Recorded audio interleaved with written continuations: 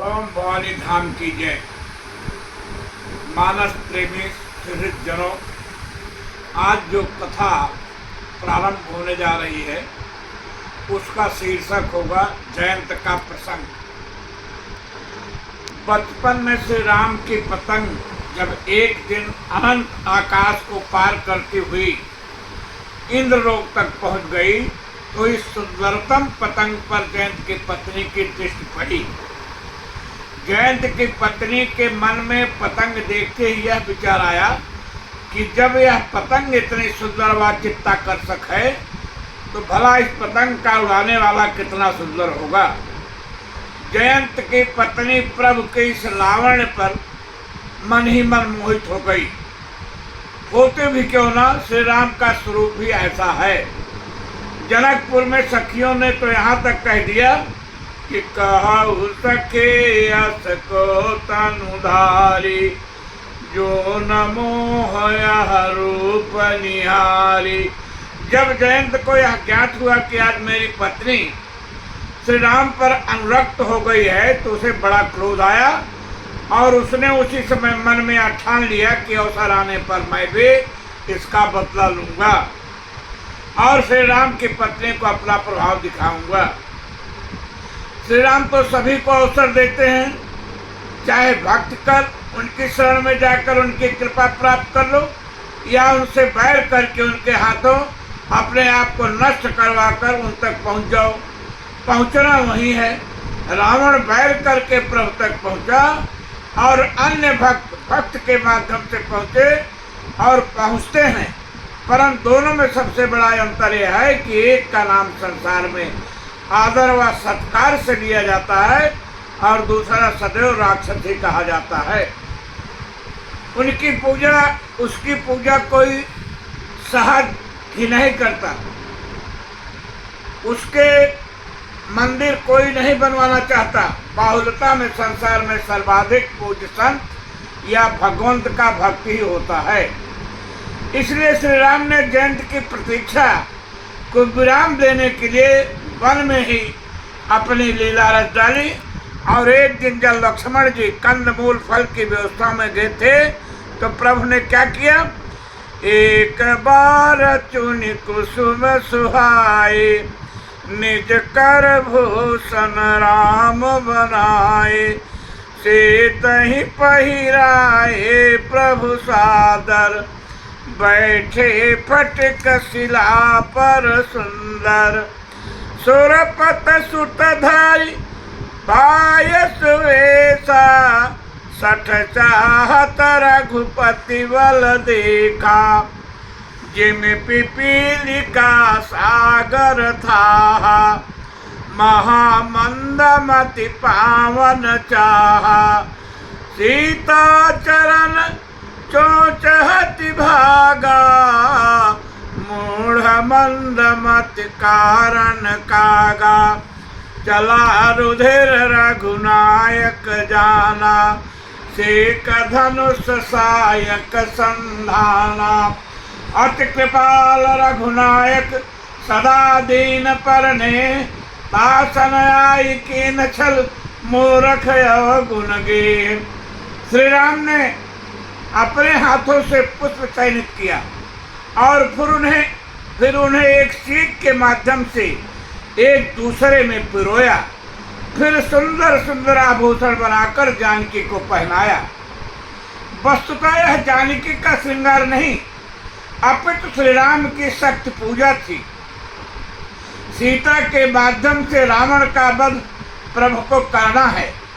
सीता हरण की यह लीला इसी कांड से प्रारंभ होगी, इसलिए प्रभु ने प्रारंभ में इस श्रृंगार के माध्यम से शक्ति स्वरूपा सीता की पूजा किया, उन्हें पुष्प के आभूषण पहनाया और सुंदर स्फटिक की शिला पर सीता के साथ प्रभु बैठे ही थे कि इंद्रपुत्र जयंत ने कौवे के वेश में सीता जी पर आक्रमण कर दिया। इस संदर्भ में विद्वानों में बड़ा मतभेद है। अध्यात्म रामायण दूसरी बात कहता है, वाल्मीकि रामायण दूसरी बात कहता है, लेकिन ये लोग कहते हैं कि सीता कुचन चोच हतभागा, लेकिन गोस्वामी तुलसीदास जी श्री सीताराम के परम भक्त थे। अतः उन्होंने जो चौपाइयों में प्रयुक्त की उनसे सभी ग्रंथों व संतों के मत की बड़ी विलक्षणता से रक्षा होती है। गोस्वामी जी ने जयंत द्वारा सीता पर आघात करने पर स्थल का उल्लेख स्पष्ट तो नहीं किया, परंतु अध्यात्म और वाल्मीकि तरह आनंद रामायण के मतों का विलक्षण अनुपालन किया। श्री राम फटिक शिला पर जानकी का श्रृंगार करके बैठे थे। इसमें अध्यात्म के अनुसार सीता जी की गोद में प्रभु श्री राम सिर रखकर सो रहे थे। इसी समय जयंत ने सीता पर प्रहार किया। सीता चरण चोट हत भागा, सीता पर चरण व चोट से प्रहार किया। कहाँ किया, इसका अर्थ अगली चौपाई में ग्रहण होगा। एक भाव यह भी है कि जयंत ने सीता पर चरण व चोट दोनों से प्रहार किया। कहाँ किया, गोस्वामी जी ने गुप्त कर दिया कि जो विद्वान जिस ग्रंथ के अनुसार अपनी संतुष्टि कर सके उसे स्वीकार करें। गोस्वामी जी ने मानस में रामचरित के विवादित स्थलों से अपने को बड़ी चतुराई से निकाल ले गए हैं। इस कार्य में उनकी भक्तराज हनुमान जी ने बड़ी सहायता किया है। जब प्रभु को जयंत के अपराध की जानकारी हुई तो पास ही पड़ी वहीं एक सीख जिसे प्रभु ने अभी सीता जी का श्रृंगार करने हेतु पुष्पों को गूथा था उठाया और उसे ही धनुष पर चढ़ाकर जयंत की ओर फेंक दिया। सीख का बाण इसलिए प्रभु ने चलाया कि जयंत इसका प्रभाव देखेगा तो उसे ज्ञात हो जाएगा कि मेरा बल क्या है। प्रभु तो तृणते कुलिस कुलिस तृण कराई, आज यह तिनका भी जयंत के लिए ब्रह्मास्त्र हो गया। जयंत सीता पर प्रहार करके कहीं गया ही नहीं, बैठा रहा, क्योंकि वह उनका बल देखने आया था। भाग जाता तो प्रभु अपना बल किसे दिखाते, इसलिए चोंच मारकर भागा तो अवश्य, परंतु वहीं छिप गया और बार बार सीता जी को देख रहा था कि प्रभु अब क्या करते हैं। प्रभु ने जब सीख का बाण मारा तो जयंत ने सोचा कि यह बाण मेरा क्या करेगा, परंतु वह तिनका प्रभु के पास से छूटते ही ब्रह्मास्त्र हो गया। अब जयंत घबराया और बड़ी तेजी से भागा। प्रेरित मंत्र ब्रह्म सर धावा, चला भाज बस चला भाज बायस भय पावा, धर निज रूप गयो पितु पाही, राम मुख राखा तेहि नाही। देखिए जयंत की निष्ठा, जगत पिता के पास तो छल लेकर अर्थात कौआ बनकर आया था, इंद्र का पुत्र, और संसार के पिता को ही धोखा देना चाहता था। अब जब ब्रह्मास्त्र पीछे लगा तो अपने पिता के पास असली वेश में गया, क्योंकि प्रभु तो किसी को भी किसी रूप में पहचान सकते हैं, परंतु कौआ के रूप में इंद्र पहचानते कैसे। वह तो श्री राम के हर वेश में सबको पहचान ही लेते हैं, चाहे जयंत हो या सती। जो सबको पहचानता है उसके पास नकली रूप लेकर जयंत गया और पिता के पास उनके स्वरूप में गया, जो उसे पहचान कर भी नहीं रोका। रोकते कैसे, उसे तो जयंत के साथ उसके पीछे लगा जो ब्रह्मास्त्र दिखाई पड़ गया। जब वो इंद्र के पिता ने उसको शरण नहीं दिया तो जयंत ब्रह्मा जी के पास गया, सभी लोकों में भटका, परंतु कोई भी जयंत की रक्षा नहीं कर सका। जयंत भयाक्रांत ही इतना है कि सभी जगह, परंतु डर के मारे किसी को प्रणाम तक नहीं कर पाया, क्योंकि प्रभु का बाण पीछे जो लगा है।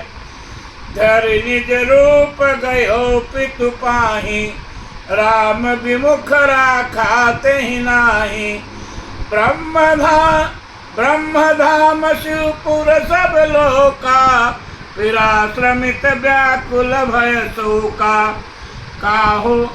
काहो बैठन कहा न होई, राखी को सकई राम कर द्रोही। श्री राम की जिस पर कृपा हो जाए उसका कोई बाल बांका नहीं कर सकता। सीम की थाप सके कोई तासु, सीम की चाप सके को तासु, बड़ रखवार रमापति आसु। और प्रभु जयंत की तरह जिस पर रुष्ट हो जाए उसे कोई शरण नहीं दे सकता। राखी को सकई राम कर द्रोही, जयंत को कोई बचा नहीं सका। तब तक एक संत की दृष्टि इस व्याकुल जयंत पर पड़ी। वह संत कोई और नहीं, देवर्षि नारद जी थे। नारद देखा विकल जयंता, दया लाग को मलचित संता। बस अब कथा यहीं पर विश्राम लेगी। ओम भवानी धाम की जय।